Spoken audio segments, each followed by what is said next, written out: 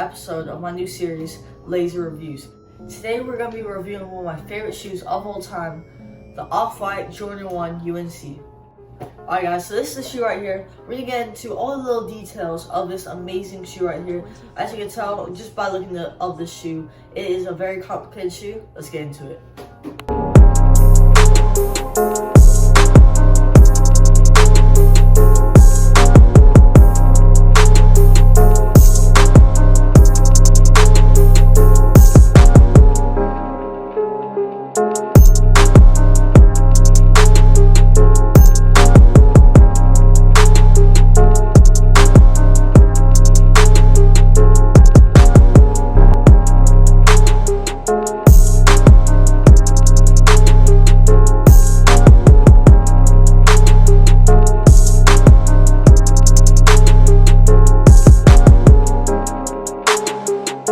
Before we start though, I want to give a quick disclaimer. If the bottoms are a bit dirty on the shoe, that is because I did wear them once out.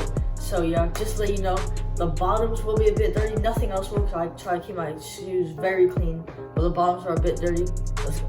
Alright guys, so first, let's start off with the toe box around this area of the shoe, like we always do. That's what we do for every other shoe review I do. We're going to start from like the toe box area, move to the midfoot, and move to the top of the shoe. Just how we're going to do it, and yeah, let's go. Alright, now to get in the toe box of the shoe.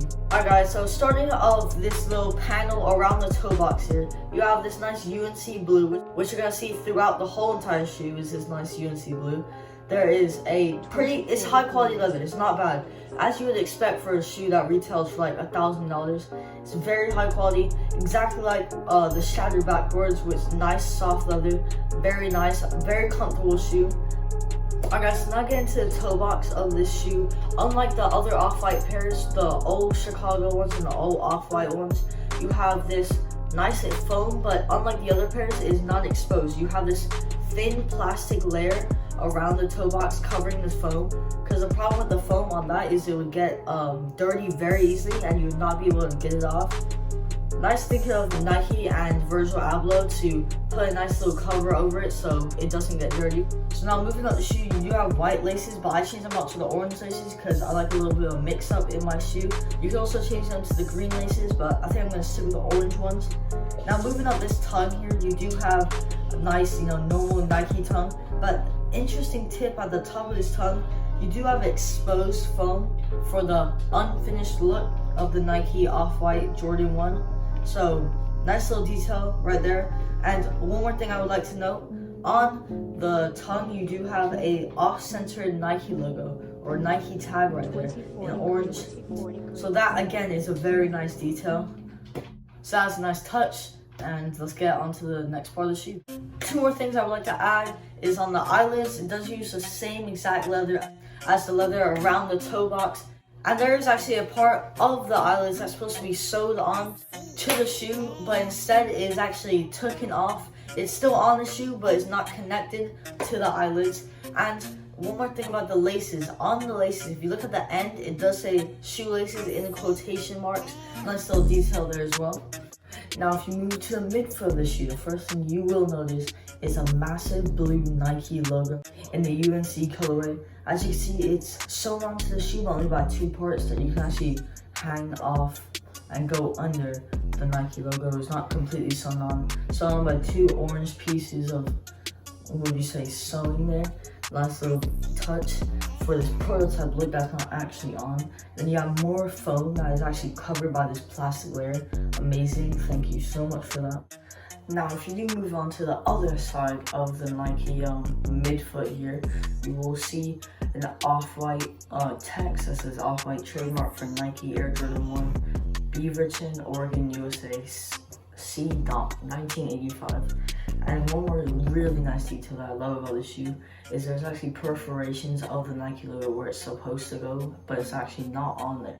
Now we're going to move to the back and the top of the shoe. Here we have a very interesting part that they did here. They have this nice suede material that goes into back to some normal white leather. I don't know why they did this, but I actually personally like it. Tell me what you guys think about this down below.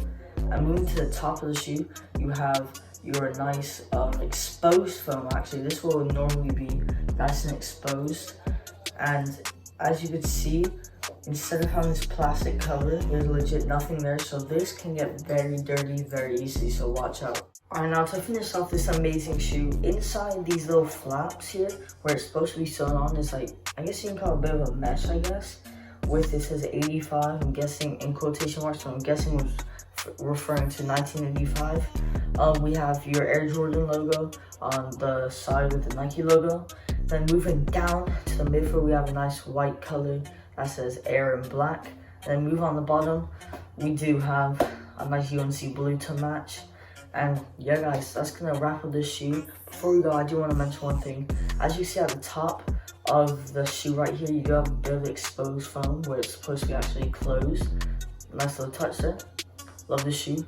Now let's get into my final verdict of the shoe. Alright guys, coming to the final verdict of my Air Jordan 1 UNC. So this is one of the best shoes that's ever been created in Jordan brand, in my personal opinion.